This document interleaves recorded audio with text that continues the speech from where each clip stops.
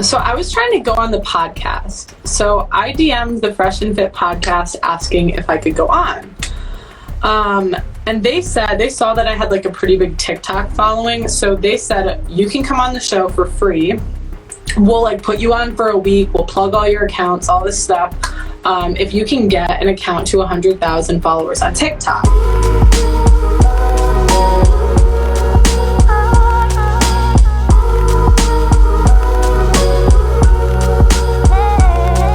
Yo, what's up, YouTube? My name is Chisha Zed. I am back in here with another episode of Chisha Zed and Friends. Today we've got a returning guest. It's actually her second time here. Pearly, good to have you again. Thanks for having me again. What's up? How have you been? How's everything been going? It's been good. I've been doing some cool videos on the channel recently, so it's been cool. I remember the last video we did, I saw a bunch of comments that were like, this is the most unexpected collaboration people saw coming. And I was thinking about how I saw one of your videos and just thought like, hey, you know what? I'm gonna bring her on the channel, see how it goes. And now that video did about like 30K plus, wasn't expecting it.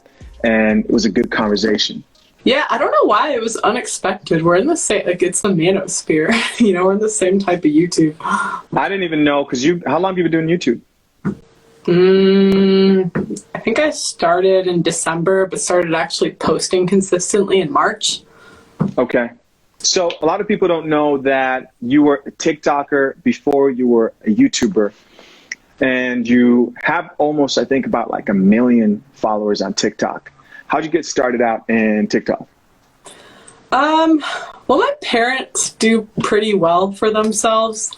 So, they bought a water slide from a water park, and yeah, people were just shocked that we could like afford like a literal water slide from a water park and just throw it in our backyard.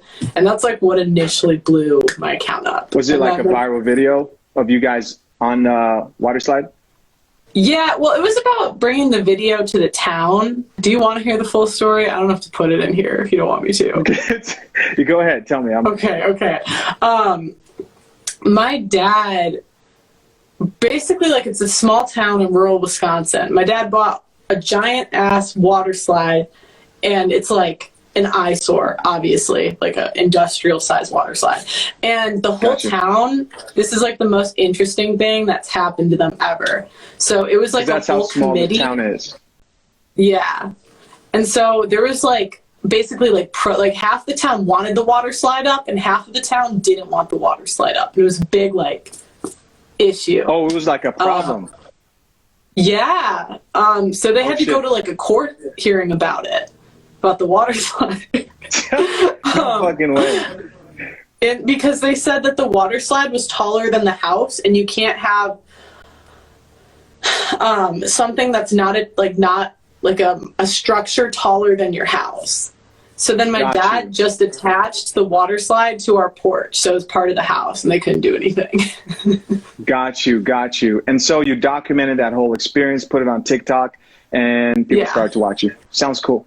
Yes. So in our last conversation, we talked about your introduction to the Manosphere and also to platforms like Fresh and Fit Podcast, Kevin Samuels, like your initial thoughts, reactions, whatnot.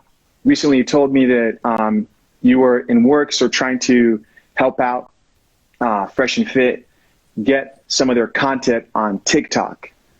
How did that come about, and how did it go? So I was trying to go on the podcast. So I DM'd the Fresh and Fit podcast asking if I could go on.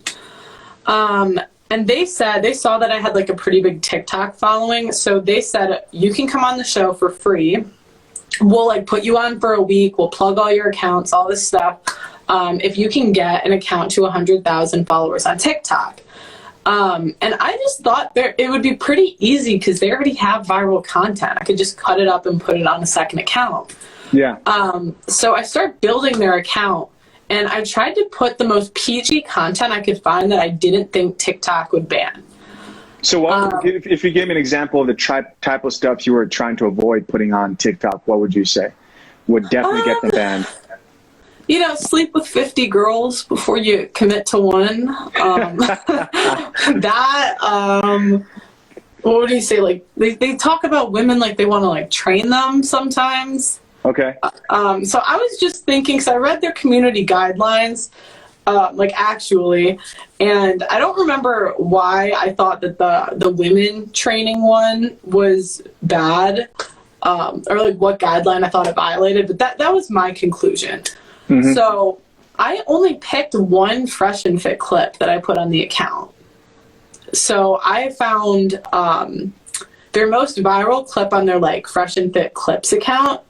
And I watched it. I didn't think it was too bad. I threw it on TikTok. Which one was that one, if you don't mind me asking?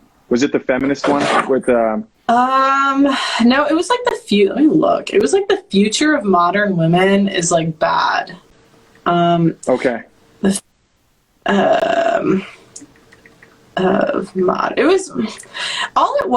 was talking about how modern women are going to be single. Okay. Yeah. According to data collected by like Wells Fargo or something. And also had data to back it up. Yes. Okay. And it's a projection. It doesn't mean it's true. Yeah. Yeah. I mean, mm-hmm. They seem to know what they're talking about, but people can be wrong, So mm-hmm. that I didn't think that would be that bad because, and again, the women always say, like, I don't need a man. So why is it so bad if you're single and childless? Like, they say they don't care. So, we know they don't mean it, though. Yeah, I mean, I know, but they say it. So, so then it was banned within 2 days. And at first it was a temporary ban. 48 hours, the mm-hmm. account that you created for Fresh and Fit was banned. Yes. Damn. And I literally only put one clip. Like I would cut it up. It was probably like maybe 10 TikToks, but it was one full part 1, part 2. You're just getting started. Yeah, I was just starting. They're like, well, we know these guys. Fuck these guys. Here, let me say this. I know in the past, because I've heard Myron say, guys, we've tried to get on TikTok before. They've banned us like 5 times. And to me, I've been on TikTok before. I don't post that much mm-hmm. often now. But I have probably about a little bit over 100K followers on there. At one point, I was really active. But I knew when I heard them say that was facts. The culture mm-hmm. over there at TikTok is crazy. Mm-hmm. It's these super, just kind of like everybody gets a trophy type vibe and mindset. You know what I mean? Very unrealistic positivity. We don't want to say the truth to anybody. Everybody can do whatever they want. So yeah, definitely I don't see content like mine or mm-hmm. Fresh and Fits or anybody within the Manosphere surviving. I didn't think it would take 48 hours. I thought they would get longer than that.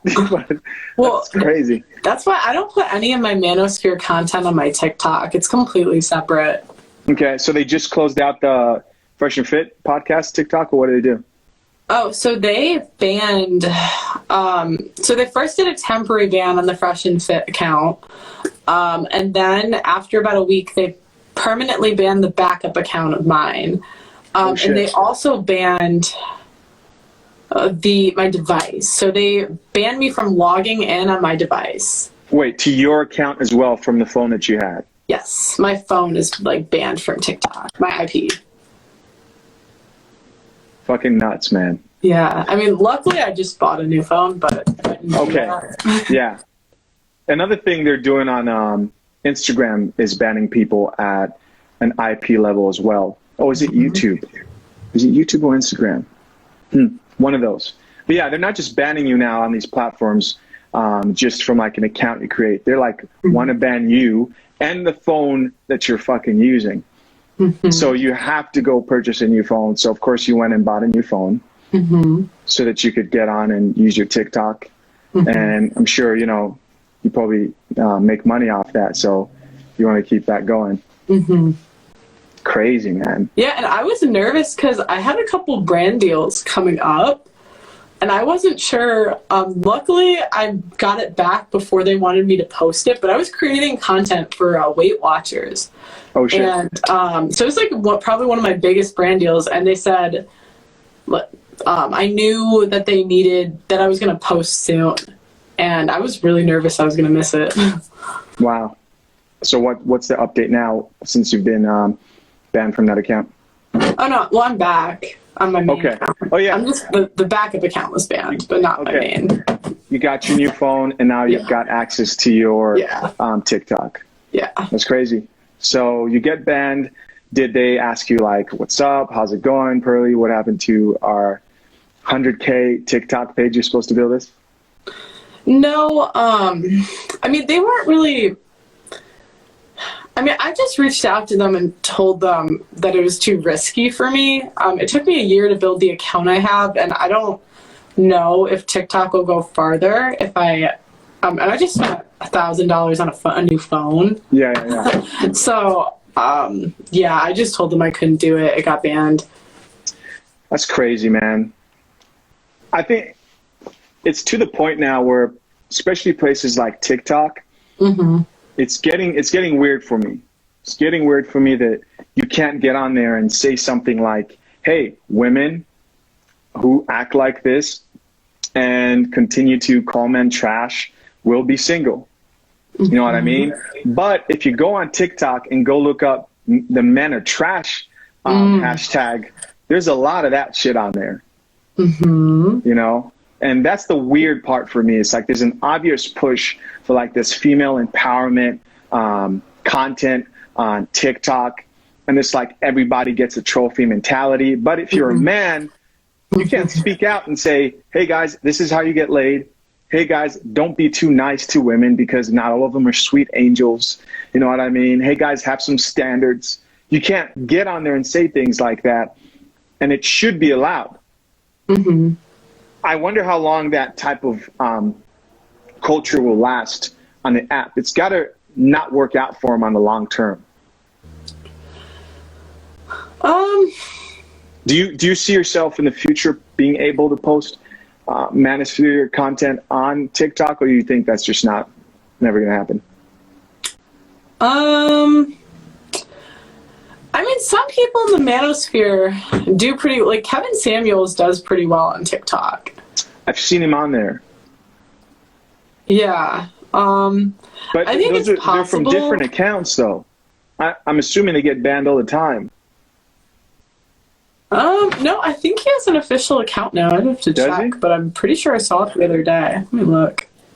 That's crazy. Two phones. I love having two phones, actually. Yeah? It's amazing. Well, see, you can only log on TikTok on one of them, though.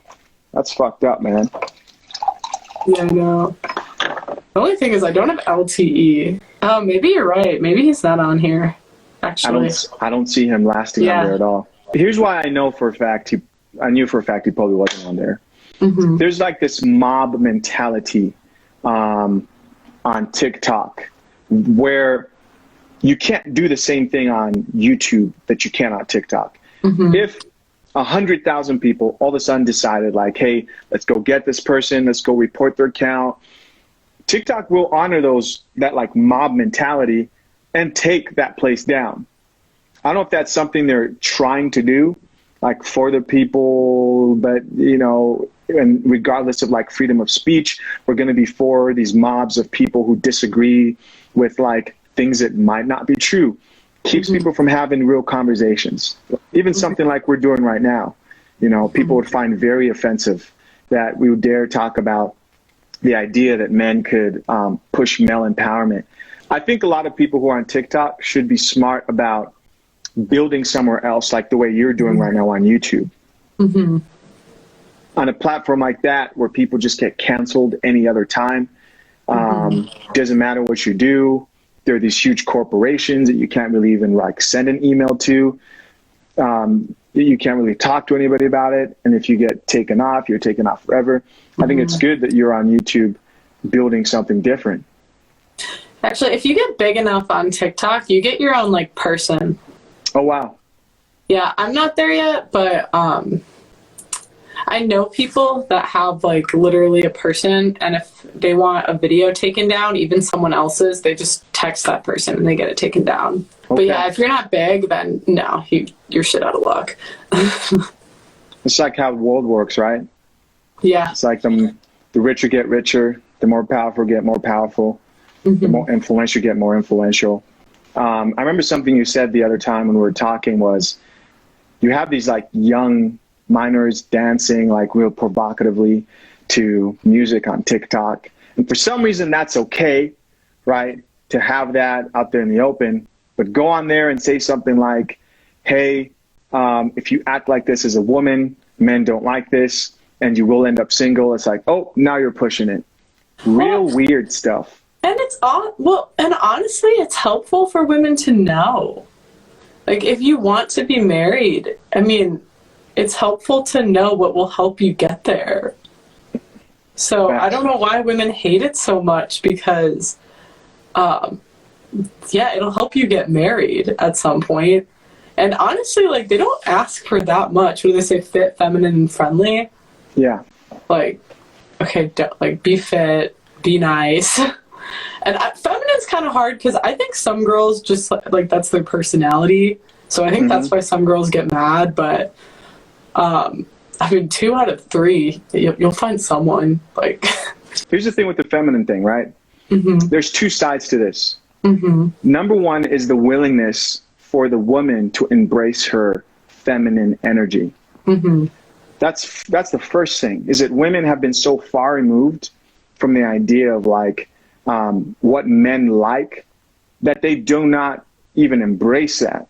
And when they can embrace that and stay in it, they're not completely in it until the second part comes, which is the masculine energy of a man to balance it out. That's when it's official. So you need both of those things, right? You need a woman that's willing to embrace her feminine energy. She has to acknowledge it.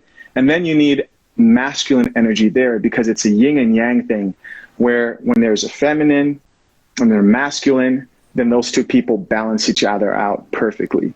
There is no like perfect amount of feminine energy, right? For some women, they'll need a man that's even more masculine in order to balance out their lack of feminine energy. But if she's willing, then a man can work with that. It has to start with being willing first. You feel me? and that's like, it's almost just being helpful, you know? And so many girls are so above just helping out their boyfriend with stuff. They act like it's like below them. Like, I don't know why. Yeah, very, very true. And I think just above the idea of like, I need to do anything at all to attract a guy. I've had numerous conversations of me asking a woman like, hey, so what do you bring to the table? What do you think you need to do as a woman? They have no fucking idea. I am always blown away by that response. They sit there looking at me like a deer staring at headlights, right? They have no idea when you ask them like, what do you bring to the table? Besides being the table, because they'll say, I am the table. Or besides sex. They'll sit there and be like, I don't know, I just bring Let me ask you a question. Are they pretty? Nah, most of them aren't. What would you rate them, 1 to 10? Majority of them are average. Okay, so you'd say average. Because I was gonna say, a lot of girls, they don't really gotta do anything to get a boyfriend. So let's say this. A boyfriend, yes. And this is because there are a lot of beta males and simps who have no qualifications or standards in order to have a woman enter their life. But when it becomes a problem for these women is when they realize that, hey, I can get a boyfriend because he just wants to fuck. But if I want to get married, now guys are looking at it differently. Not only that, if I want a happy relationship, because you can marry the beta male, right? But statistics say 70% of women initiate divorce. Why? Because men aren't men, right? They're marrying these beta males, the majority of men today, and they're complaining because they get with these guys and they're not man enough, right? They're not attracted to them. They're not assertive enough. They're not driven enough. They don't set down the law. This is the type of stuff that gets taken down TikTok, the way I'm talking right now, right? But yeah, they get with these guys and they complain. He never does this. He never does that. He just sits down, plays video games all day. That is most men. But if you want a man who you're going to stick with, he's going to require more from you. And that's where women kind of miss out in understanding, is that the men that you want who it's most likely going to work out. Why? Because you're not going to want to leave, because women are the ones that leave. That man requires a lot. Yeah, no, I definitely agree with you. Like I don't know, top maybe 15 to 20% ish. But the rest of the world still gets married to average people. And so that's why I say women really don't have to do a lot, but because guys will still marry them. So when they say like, I am the table and that stuff, I know it's crazy to you because you wouldn't tolerate that, but there's a million guys that would. So that's what I always say. It starts with the simps. It starts with them. Yes. Yeah. No, a million beta males. Out there who are tolerating this. And I said this, I think our last conversation too, I talked about how men are ultimately the biggest problem. And guys hate it when I say that. Guys will say, how dare you talk about, no, we are. At the end of the day, not me individually, but as a whole, men themselves are the ones who are complimenting women left and right, even though a woman has a bad attitude, right? They're the ones that are accepting women to treat them badly and all these other stuff. If she's beautiful and pretty, you let her walk over you.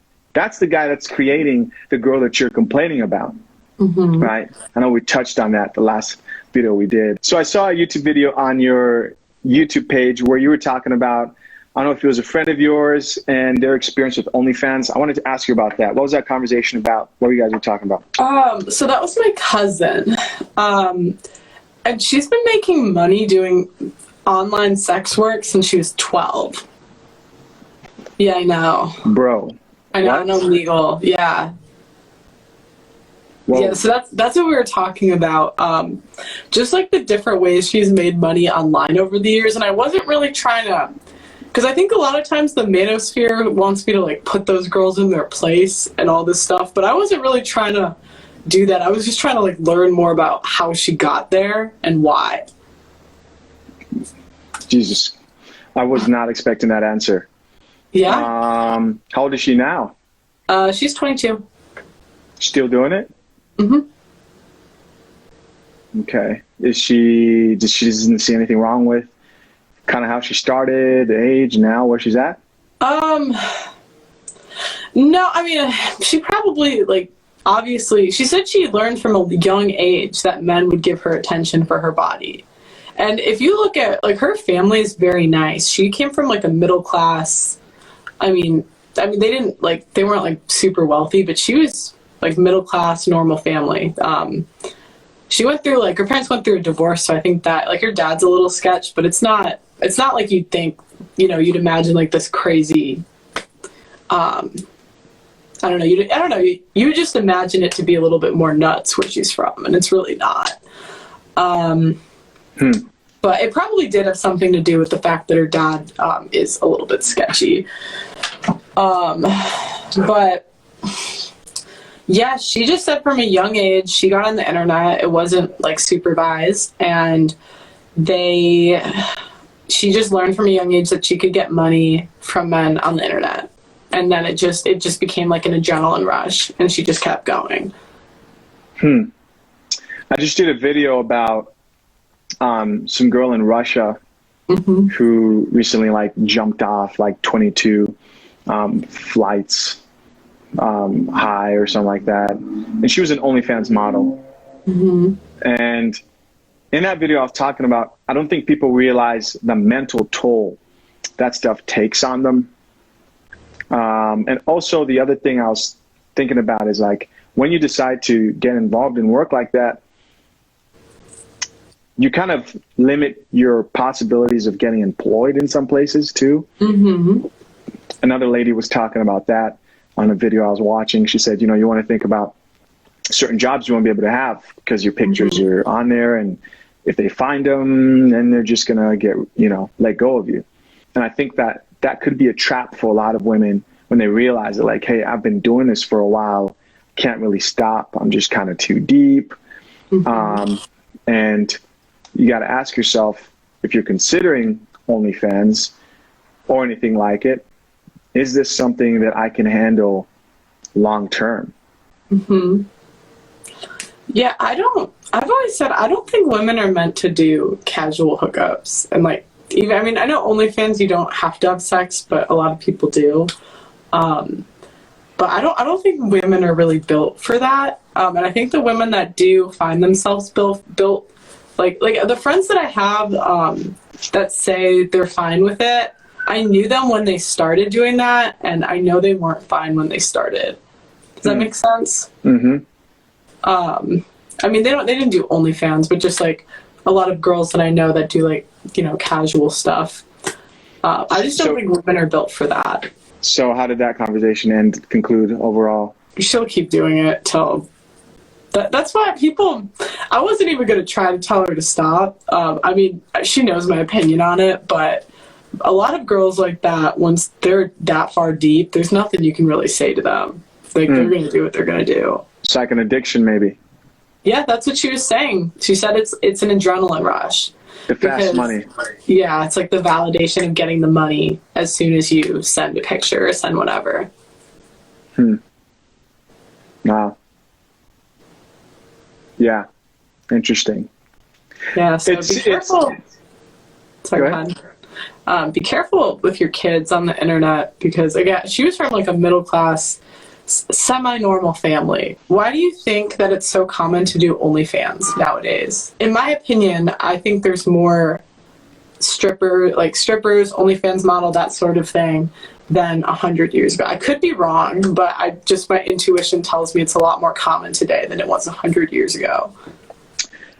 Number one, social media. And number two, female empowerment. Okay.